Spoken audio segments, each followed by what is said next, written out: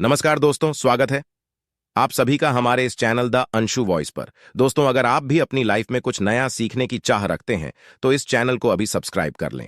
हे दुर्गा माता, आपसे हाथ जोड़कर निवेदन है कि आपके इस वीडियो को जो भी लाइक और चैनल को सब्सक्राइब करे उसके जीवन में कभी दुख दर्द मत आने देना। दोस्तों, हमारे हिंदू धर्म में देवी माता रानी के अनेक स्वरूप कहे गए हैं, जिसमें वृक्षों को भीमा देवी के स्वरूप कहा जाता है। तो आज मैं आप लोगों को ऐसे वृक्षों के बारे में बताऊंगा जिनको नवरात्रि में छूना बेहद शुभकारी बताया गया है। नवरात्रि में इनको छूने से शत्रु दोष, कर्ज दोष, गरीबी दोष सब समाप्त होते।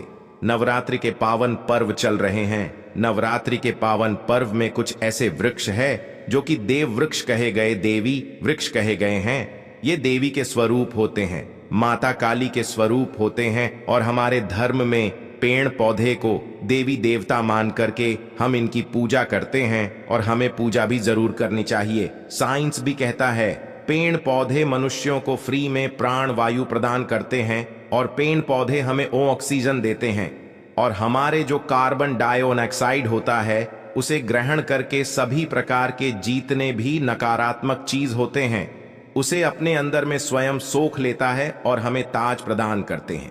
तो पेड़ पौधे स्वयं तेज धूप में तपता है लेकिन मनुष्य को शीतल छाया प्रदान करता है। तो नवरात्रि के समय में कुछ ऐसे पेड़ पौधे हमारे धर्मशास्त्र में कहे गए हैं जिनको छूने मात्र से व्यक्ति के बंद किस्मत के ताले खुल जाते हैं, व्यक्ति का सौभाग्य चमक जाता है। हमारे शास्त्रों में पेड़ पौधों को बहुत ही गुणकारी कहा जाता है क्योंकि इनमें साक्षात देवता होते हैं। अनेक बीमारी का उपचार पेड़ पौधों में ही छुपा है, जड़ी बूटी में ही छुपा है, और भगवान श्री कृष्ण ने गीता में स्वयं कहा है कि वृक्षों में मैं पीपल का वृक्ष हूं। पीपल के वृक्ष को वृक्षों का राजा कहा जाता है। इसीलिए कृष्ण भगवान ने कहा पत्ता पत्ता मैं ही हूं, क्योंकि पीपल वृक्ष की जो आयु होती है सबसे ज्यादा होती है, सबसे अत्यधिक होती है। पीपल वृक्ष सर्वशक्तिमान होता है, पूजा पाठ में अत्यधिक इसका महत्व होता है। दोस्तों, इसीलिए भगवान श्री कृष्ण ने गीता में स्वयं कहा है कि मैं वृक्षों में पीपल का वृक्ष हूं। तो चलिए आज मैं आप लोगों को नवरात्रि के समय में छुए जाने वाले वृक्ष के बारे में बताऊंगा। तो जय माता दी अवश्य लिख दीजिए कमेंट में। दोस्तों, हमारे धर्म शास्त्र में अनेक ऐसे वृक्ष हैं जो कल्याणकारी होते हैं, मंगलकारी होते हैं। अगर इस वृक्ष को छू लेते हैं तो आपकी सभी प्रकार की परेशानी है, सभी प्रकार के कष्ट है, यह सब समाप्त हो जाते हैं। खास करके नवरात्रि के समय में इसका असर कई लाख गुना होता है। नवरात्रि के समय को शक्ति का पर्व कहा जाता है।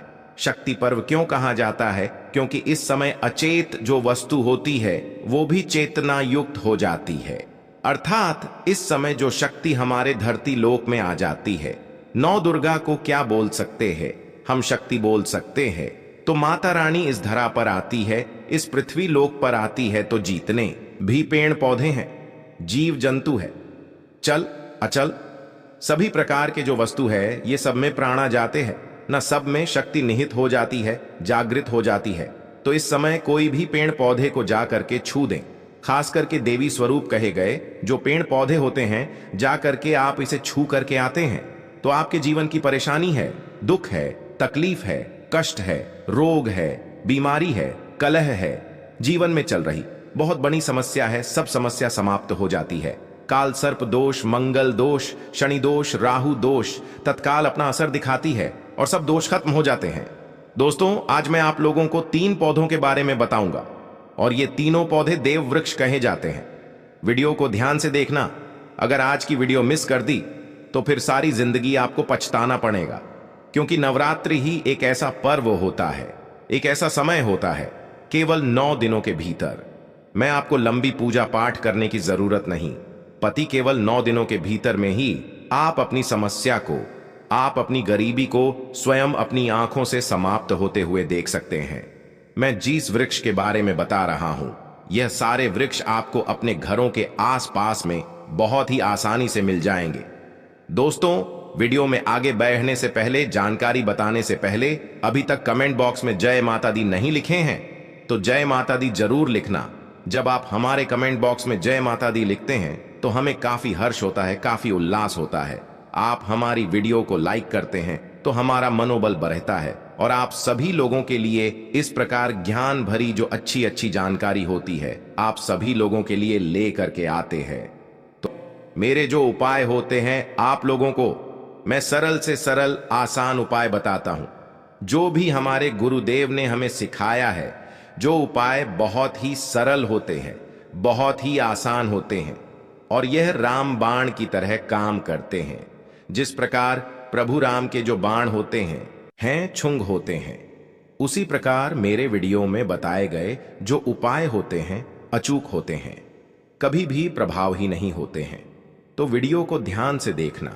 कौन से ऐसे 3 वृक्ष हैं जिसे हमें छू करके नवरात्रि के समय में जरूर आना चाहिए। एक खास बात सभी दर्शकों को बताना चाहूंगा, नवरात्रि के समय में जितना ज्यादा हो सके देव वृक्ष की पूजा जरूर करना। दोस्तों, देव वृक्ष में कई प्रकार के वृक्ष होते हैं। चलिए मैं आप लोगों को बताना चाहूंगा कौन से वृक्ष को छूने से हमारी गरीबी मिटती है। पहला जो वृक्ष है बेल का वृक्ष, जो बेल का वृक्ष है, यह वृक्ष माता पार्वती के पसीने से उत्पन्न हुआ है। स्कंद पुराण के अनुसार जो माता पार्वती हैं यह देवी स्वरूप कही गई हैं, अर्थात ये नव दुर्गा के स्वरूप कही गई है। तो स्कंद पुराण की कथा में कहा गया है जो बेल का वृक्ष है माता पार्वती के पसीने से उत्पन्न हुआ है।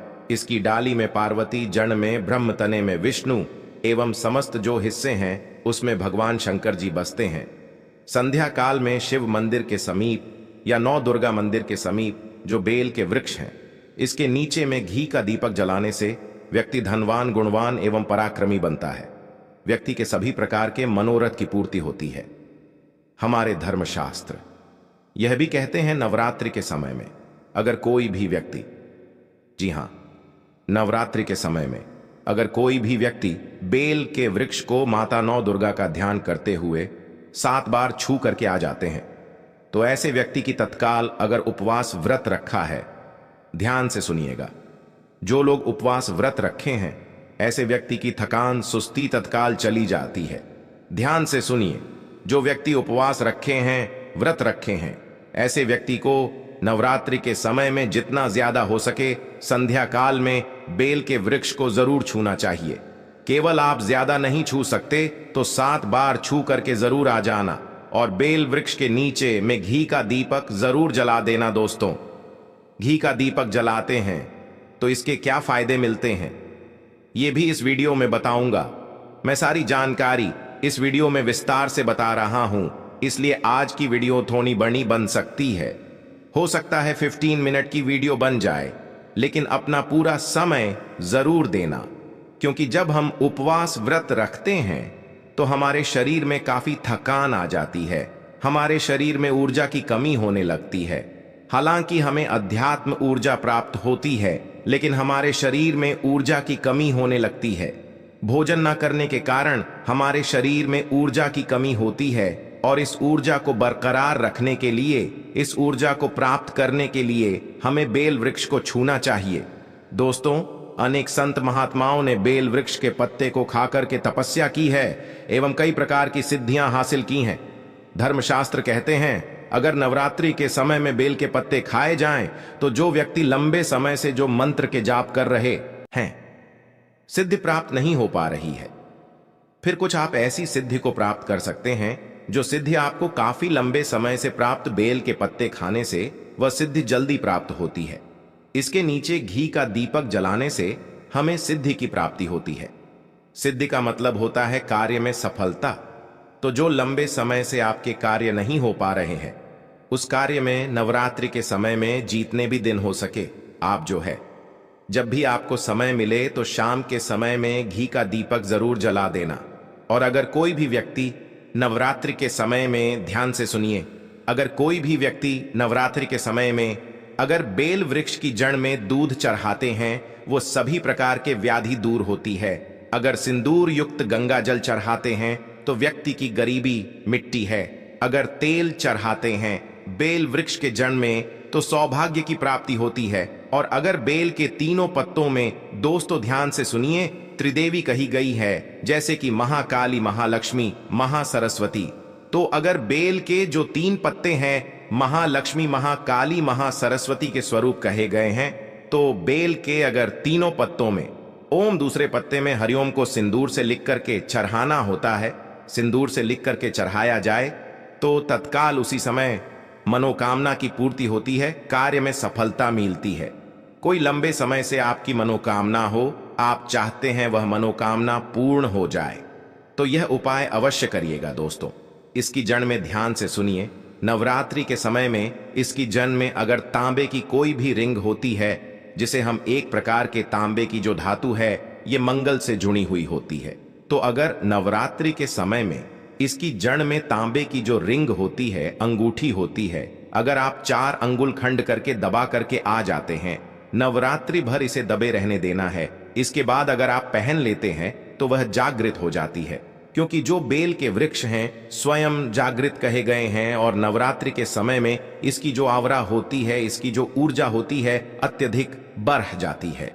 फिर अगर आप इस प्रकार की अंगूठी को पहनते हैं तो कभी भी आपको रक्त संबंधी समस्या नहीं आती, क्षणिका दोष नहीं सताता, राहु की पीड़ा नहीं सताती और नौ दुर्गा की कृपा से सदैव आप सुरक्षित रहते हैं। ऐसे व्यक्ति की कभी भी अकाल मृत्यु नहीं होती। दोस्तों, मैं दूसरे पौधे के बारे में जो बता रहा हूं वह पौधा भी जान लीजिए। मैं जो दूसरे पौधे के बारे में बता रहा हूं यह शमी का वृक्ष है। शमी के वृक्ष को जगदम्बा के स्वरूप कहा गया है। जो शमी के वृक्ष हैं यह स्वयं जगदम्बा के स्वरूप है। इस पर स्वयं मां जगदम्बा स्वयं साक्षात विराजमान रहती है और कोई भी व्यक्ति अगर संध्या काल में नवरात्रि के समय में इसके नीचे में धूप दीप जलाता है, धुआं दिखाता है, तो उनकी सभी प्रकार की परेशानी दूर होती है। धर्मशास्त्र कहते हैं अगर कोई भी व्यक्ति नवरात्रि के पूरे समय में हो सके, अगर आप एक दिन भी करना चाहते हैं तो आप ये उपाय एक दिन भी कर सकते हैं, पंचमी या सप्तमी के दिन कर सकते हैं। तो हमारे धर्मशास्त्र में कहा गया है अगर नवरात्रि के समय में लाल चूनी अगर कोई भी व्यक्ति मनोकामना बोलते हुए शमी के वृक्ष में बांधे तो वह मनोकामना की पूर्ति होती है। लाल चूनी अगर कोई भी महिला जाकर के बांधती हैं तो उन्हें सौभाग्य की प्राप्ति होती है, उसके पति की कभी भी अकाल मृत्यु नहीं होती। इसकी जड़ में सिंदूर डालने से व्यक्ति को आरोग्य की प्राप्ति होती है। जो लोग लंबे समय से बीमार पड़े हैं, ऐसे व्यक्ति के जो घर में रहने वाले सदस्य हैं, तो वह लोग जो बीमार पड़े हैं उनके शरीर से 7 बार सिंदूर को उतारा करके शमी की जड़ में डाल सकते हैं, तो उनके रोग जल्दी ठीक हो जाएंगे। जो लोग लंबे समय से बीमार पड़े हैं या फिर आप बीमारी से बचना चाहते हैं, निरोग रहना चाहते हैं, तो इसकी जड़ में सिंदूर जरूर डाल देना। मनोकामना पूर्ति करने के लिए मैं एक मंत्र बता रहा हूं। इस मंत्र को बोलते हुए शमी के वृक्ष को छूना है। इस मंत्र को बोलते हुए शमी के वृक्ष को छूना है। आप तत्काल नवरात्र के समय में इसका रिजल्ट देखना। जैसे ही नवरात्र समाप्त होगा, आपकी जो मनोकामना है उसकी पूर्ति हो जाएगी। आपकी जो दरिद्रता है वह दरिद्रता समाप्त हो जाएगी। तो मंत्र कौन सा है? तो आपको बोलना है मम्मन और थे पूरे मम दरिद्र नाश। ये मंत्र आपको बोलना है। ये मंत्र बोलते शमी के वृक्ष को छूना है। सभी प्रकार के आपके मनोरथ की पूर्ति होगी। आपकी जो दरिद्रता है, दरिद्रता समाप्त हो जाएगी, 2 मंत्र हो जाएंगी। या आपको छूते हुए बोलना है। आप चाहते हो तो नवरात्रि के समय में मौली धागे भी शमी के वृक्ष पर बांध सकते हो। अधिकतर लोग मौली धागे बांधते हैं। मौली धागे बांधने से माता रानी आपसे बन जाती है। दोस्तों, कहने का मतलब है कि माता रानी आजीवन आपका साथ देती है, आपके हर कदम में मार्गदर्शन करती है। इसकी जड़ की मिट्टी ला करके ध्यान से सुनिए। नवरात्रि के समय में अगर आप जो है 9 दुर्गा के उपवास नहीं कर पा रहे हैं, व्रत नहीं कर पा रहे हैं किसी कारणवश, तो केवल इसकी जड़ की मिट्टी ला करके नवरात्रि के समय में स्नान करने से व्यक्ति का भाग्य उदय हो जाता है, व्यक्ति का भाग्य चमक जाता है। व्यक्ति की जो फूटी किस्मत होती है वह भी चमक जाती है। आप में से अधिकतर लोग बोलते हैं ना कि हमसे लक्ष्मी नाराज हो चुकी है, लक्ष्मी हमारे घर में आना ही बंद कर चुकी है। तो आप चाहते हैं कि लक्ष्मी की कृपा प्राप्त हो जाए, तो नित्य नवरात्रि के समय में इसकी मिट्टी को ला करके नवरात्रि के समय में स्नान करना शुरू कर दीजिए। नहाने वाले पानी में डाल करके स्नान करना शुरू कर दीजिए। आपके शरीर से दोष दूर हो जाएंगे। आपके शरीर से किसी भी प्रकार की पीड़ा है, सकारात्मक शक्ति आपके शरीर में प्रवेश कर गई है, वह भी समाप्त हो जाएगी। दोस्तों, तीसरे क्रम में मैं जिस वृक्ष के बारे में बता रहा हूं, मित्रों, इस वृक्ष को देव वृक्ष भी कहा जाता है। जो तीसरा वृक्ष है वह है पारिजात का वृक्ष। पारिजात का वृक्ष समुद्र मंथन से उत्पन्न हुआ था और यह देवराज इंद्र के नंदनवन में स्थापित किया गया था। पारिजात वृक्ष भगवान कृष्ण ने मानव जन कल्याण के लिए धरती लोक पर लाए थे। जो पारिजात का वृक्ष है इसे भी लक्ष्मी का स्वरूप कहा गया है, क्योंकि माता लक्ष्मी भी समुद्र से उत्पन्न हुई है और पारिजात के वृक्ष भी समुद्र से उत्पन्न हुआ, इस नाते ये माता लक्ष्मी की बहन कही जाती है। तो ऐसा माना जाता है कि कोई भी मनुष्य उनके शरीर में कितनी भी ज्यादा थकान हो, कितनी भी पीड़ा हो, जैसे कि नवरात्रि के अगर आप व्रत रख रहे हैं, व्रत के दौरान अगर आपके शरीर में थकान है, पीड़ा है, तो पारिजात के वृक्ष को शाम के समय में छू करके जरूर आ जाना। आप चाहते हो तो नवरात्रि के किसी भी टाइम में आपको टाइम मिले उस समय में जा करके इसके वृक्ष को छू सकते हैं। इसके वृक्ष को छूते ही तत्काल शरीर से पीड़ा है, जो थकान है, सुस्ती है, कमजोरी है, वह समाप्त हो जाती है। इस वृक्ष के नीचे में अगर नवरात्रि के समय में घी का दीपक जलाया जाए, चुटकी भर सिंदूर अगर इसकी जड़ में डाला जाए तो सभी प्रकार की मनोकामना की पूर्ति होती है। लेकिन आपको प्रार्थना जरूर करनी है कि हे पारिजात वृक्ष, आप देवी स्वरूप कहे जाती हैं, आप हमारी सभी प्रकार की पीड़ा को दूर करें। ग्रह दोष है, पितृ दोष है, लक्ष्मी दोष है, इसे आप समाप्त करें। लक्ष्मी स्वयं आपकी बहन है। माता लक्ष्मी का हमारे जीवन में प्रवेश कर जाएं, इस प्रकार का आप हमें आशीर्वाद प्रदान करें। इस प्रकार से आप इनसे जो है मनोकामना बोल सकते हैं, मनोरथ बोल सकते हैं। यह लक्ष्मी की बहन कही गई है क्योंकि समुद्र मंथन से यह उत्पन्न हुआ है।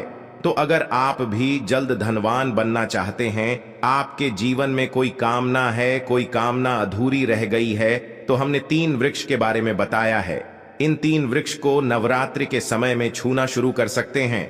और अगर कोई व्यक्ति यह तीनों वृक्ष को छू लेते हैं, ध्यान से सुनिए, अगर तीनों वृक्ष को छू लेते हैं तो ऐसे व्यक्ति के कार्य सफल होने से, ऐसे व्यक्ति की मनोकामना पूर्ण होने से दुनिया की कोई भी शक्ति नहीं रोक पाएंगे। मनोकामना पूर्ति करने के लिए, कार्य में प्रगति प्राप्त करने के लिए, अपनी किस्मत को चमकाने के लिए, सोए हुए भाग्य को जागृत करने के लिए नवरात्रि में ये उपाय जरूर करिएगा। दोस्तों, यह उपाय सोने पर सुहागा होगा या आपकी जिंदगी को संवार देंगे, आपकी जिंदगी में चल रही परेशानी को दूर कर देंगे। तो यह जानकारी कैसी लगी हमें कमेंट सेक्शन में जरूर बताना और इस जानकारी को अपने तक सीमित मत रखना। इस जानकारी को आगे जरूर शेयर करना, क्योंकि ज्ञान बांटने से ज्ञान बढ़ता है। हो सकता है आप इस वीडियो को शेयर आगे करेंगे तो कोई व्यक्ति नवरात्रि के समय में थकान महसूस करते हैं, पीड़ा महसूस करते हैं, नवरात्रि के समय उनको होती है किसी भी प्रकार के कष्ट होते हैं, तो इन वृक्षों को छू करके सारे कष्टों से छुटकारा पा सकते हैं। तो समाज कल्याण हेतु इस वीडियो को आगे जरूर शेयर करना। कमेंट बॉक्स में अभी तक जय माता दी नहीं लिखा है तो जय माता दी लिख दीजिए। आज की जानकारी यहीं पर समाप्त करता हूं। ओम नमः शिवाय। जय माता दी। हर हर गंगे। जय गुरुदेव। नमो गुरुदेव। भगवान की सदा ही जय हो।